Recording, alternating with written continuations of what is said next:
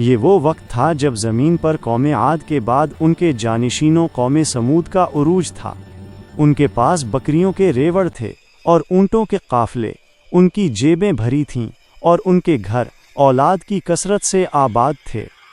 جب خدائے تعالیٰ نے قوم عاد کو ان کے گناہوں کی پاداش میں فنا کیا تو سمود نے ان کے اجڑے ہوئے محلات پر قبضہ جما لیا اور انہیں از سر نو تعمیر کر کے اپنی شان و شوکت کا مرکز بنا لیا۔ مگر افسوس، کثرت مال اور کثرت اولاد نے انہیں غرور کی آخری چوٹی پر لا کھڑا کیا۔ وہ اپنی دولت کے نشے میں چور تھے، ظالم بن چکے تھے، بتوں کی پرستش میں کھوئے ہوئے تھے اور زمین پر ہر سو ظلم و فساد کا بازار گرم کر رکھا تھا۔ اس تاریکی میں خدائے تعالیٰ نے ان کے درمیان سے ان کے ایک بھائی حضرت صالح علیہ السلام کو مبعوث فرمایا۔ ان کی آواز میں درد تھا اور آنکھوں میں امت کا غم۔ اے میری قوم، بندگی کرو صرف اللہ تعالیٰ کی، تمہارا کوئی معبود نہیں سوائے اس وحدہ لا شریک کے۔ یہ دعوت سن کر زمین لرزنے لگی مگر غرور زدہ دل نہیں لرزے۔ منکروں نے نفرت سے پوچھا، تمہاری پیغمبری کا کیا ثبوت ہے؟ حضرت صالح علیہ السلام نے نرمی سے جواب دیا، قوم عاد کو ان کی بے ایمانی نے ہلاک کیا اور مجھے ان کے بعد اللہ تعالیٰ نے تمہاری طرف اپنا خلیفہ اور پیغمبر بنا کر بھیجا ہے۔ قوم سمود کے سرداروں نے ہنکار بھری، اچھا اگر تم سچے رسول ہو تو ہمیں کوئی معجزہ دکھاؤ۔ حضرت صالح علیہ السلام نے ان سے ہی پوچھ لیا، تم ہی بتاؤ کیا معجزہ چاہتے ہو؟ سب نے مشورہ کیا اور ان کے دلوں میں ایک نہایت عجیب و غریب مطالبہ ابھرا۔ وہ بولے، ہمیں یہ معجزہ دکھاؤ کہ اس پتھر سے ایک حاملہ اونٹنی ابھی کے ابھی نکلے جو فوراً بچہ بھی جنے اور دودھ بھی دے۔ اگر تم نے یہ کر دکھایا تب ہم مانیں گے کہ تم رسول خدا ہو۔ یہ بات سن کر حق کا وعدہ سچا ہونے والا تھا۔ اسی لمحے حضرت جبرائیل علیہ السلام نازل ہوئے اور حضرت صالح علیہ السلام سے کہا کہ ان سے اقرار لے لیں۔ اقرار یہ کہ وہ اس اونٹنی کو کبھی ہاتھ نہیں لگائیں گے اور سوائے دودھ کے اس سے کوئی فائدہ نہیں اٹھائیں گے ورنہ ہلاک ہو جائیں گے۔ جب اقرار ہو گیا تو خدائے تعالیٰ کا حکم ہوا، اے صالح دعا کرو، میری قدرت کا نظارہ دیکھو۔ میں نے تجھ سے 4000 برس پہلے اس پتھر کے اندر یہ اونٹنی پیدا کر رکھی تھی تاکہ تیرا معجزہ ظاہر ہو اور تیری پیغمبری کی دلیل مضبوط ہو۔ حضرت صالح علیہ السلام نے آہ بھر کر اللہ تعالیٰ کے حضور دعا کے لیے ہاتھ اٹھائے۔ تمام مومنین نے آمین کہا۔ پھر ایک عجیب و غریب آواز اس سخت پتھر سے نکلی اور چشم زدن میں پتھر کے نیچے سے ایک نہایت خوبصورت اونٹنی نمودار ہوئی۔ اس جیسا جانور کائنات میں دوسرا نہ تھا۔ ایک ساتھ بھی نہ گزری تھی کہ اس نے ایک تندرست بچہ بھی دیا۔ فوراً خدا کے حکم سے ایک چشمہ اور ایک ہری بھری چراگاہ بھی پیدا ہو گئی اور اونٹنی اس میں چرنے لگی۔ اس قوم میں 7 طاقتور قبیلے تھے۔ اللہ تعالیٰ نے حکم دیا کہ پانی کی باری مقرر کی جائے۔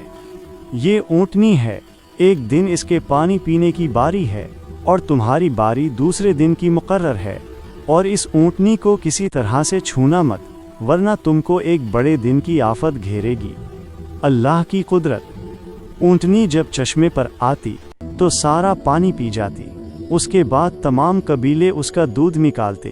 وہ دودھ اتنا کثیر ہوتا کہ لوگ اپنے گھڑے اور مشکیں بھر بھر کر گھر لے جاتے۔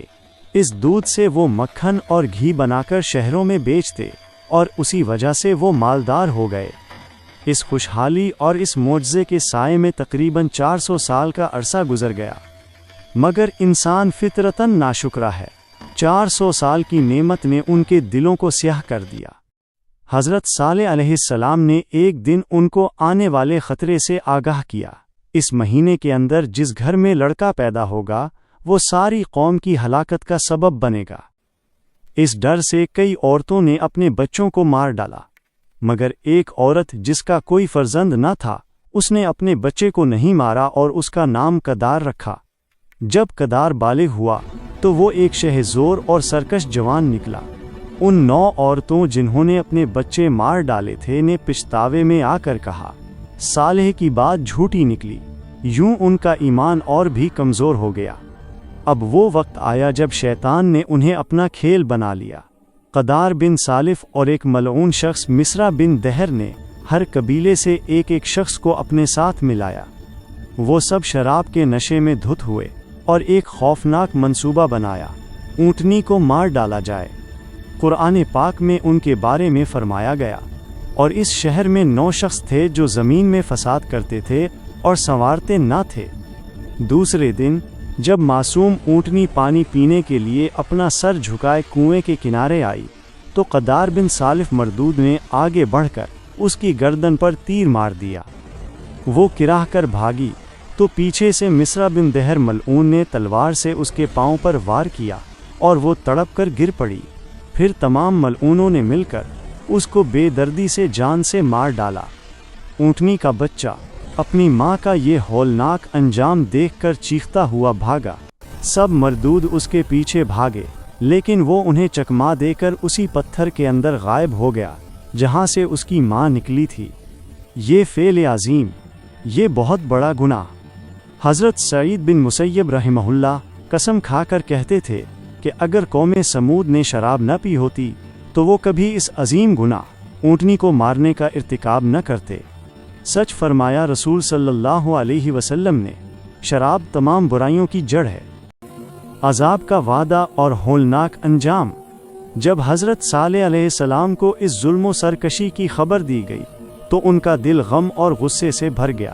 اللہ تعالیٰ نے ان پر وحی نازل فرمائی، پس اس کے پاؤں کاٹ ڈالے۔ تب صالح نے کہا، فائدہ اٹھا لو اپنے گھروں میں صرف 3 دن، اور یہ وعدہ جھوٹا نہ ہوگا۔ حضرت صالح علیہ السلام نے کافروں کے سامنے آ کر اعلان فرمایا، سن لو، تمہاری حیات اب 3 دن سے زیادہ نہیں ہے۔ وہ حیران ہوئے اور خوف سے بولے، اس کی کیا علامت ہوگی؟ آپ نے فرمایا، 1 پہلے دن تمہارے چہروں کا رنگ سرخ ہو جائے گا، 2 دوسرے دن رنگ بدل کر زرد ہو جائے گا، 3 تیسرے دن رنگ سیاہ ہو جائے گا۔ اور جب یہ نشانیاں لگاتار 3 دن ظاہر ہوئیں تو ظالم سمجھ گئے کہ اب ہلاکت یقینی ہے۔ چوتھے دن جن لوگوں نے اونٹنی کو مارا تھا وہ سب مل کر حضرت صالح علیہ السلام کے گھر آئے کہ انہیں بھی شہید کر ڈالیں۔ عین اسی وقت غضب الہی نازل ہوا۔ حضرت جبرائیل علیہ السلام نے آ کر ان کے گھروں کی دیواریں ہلا دیں۔ سب کافر خوف سے اپنے مکانوں سے باہر بھاگے، اور پھر جبرائیل علیہ السلام نے ایک ایسی ہولناک چیخ ماری کہ ایک ہی آواز سے سب کے سب زمین پر خاک میں مل گئے۔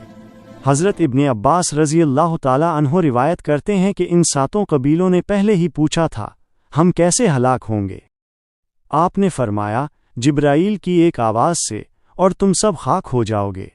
قوم نے تدبیر کی، انہوں نے ایک بہت بڑا کنواں کھودا، بیوی بچوں کو اس میں اتارا، ان کے کانوں پر روئی رکھ کر سروں پر ڈھکنا ڈال دیا تاکہ آواز کانوں تک نہ پہنچے اور وہ عذاب سے بچ جائیں۔ پھر وہ خود بھی اس میں اتر گئے، مگر خدا کی تقدیر کے آگے کوئی تدبیر کام نہ آئی۔